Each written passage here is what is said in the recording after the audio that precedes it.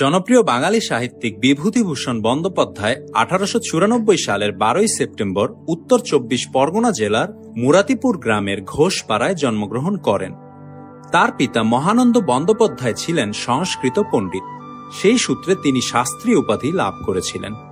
পিতার ন্যায় বিভূতিভূষণ বন্দ্যোপাধ্যায় লেখাপড়ায় বেশ ভালো ছিলেন। শিক্ষকতা পেশাতেই কেটেছে তার দীর্ঘকাল। তিনি মূলত উপন্যাস এবং বেশ কিছু ছোট গল্প লিখে খ্যাতি অর্জন করেন। তার রচনায় প্রকৃতি ও দরিদ্র মানুষের জীবনের চিত্র ফুটে উঠেছে। সেই সাথে নিভৃতচারী মনোজগতের দিকটাও স্বভাবজাত ছিল। 1930 সালে তিনি চিত্রলেখা নামক একটি সিনেমা পত্রিকার সম্পাদনা করেছিলেন।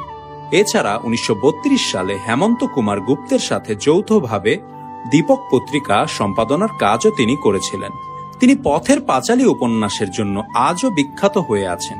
এটি ছিল তার প্রথম প্রকাশিত উপন্যাস এবং অনেকের মতে এটিই তার শ্রেষ্ঠ কাজ।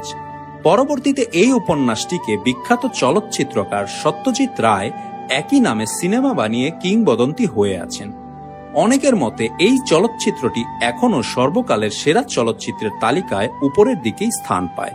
এছাড়াও আরও কিছু জনপ্রিয় চলচ্চিত্র যেমন অপুর সংসার, অপরাজিত, আদর্শ হিন্দু হোটেল, নিশিপদ্ম, বাক্সবদল, চাঁদের পাহাড় ইত্যাদি নামের সৃষ্টিগুলোও বিভূতিভূষণ বন্দ্যোপাধ্যায়েরই রচিত কিছু উপন্যাস এবং ছোট গল্প অবলম্বনে নির্মিত হয়েছে।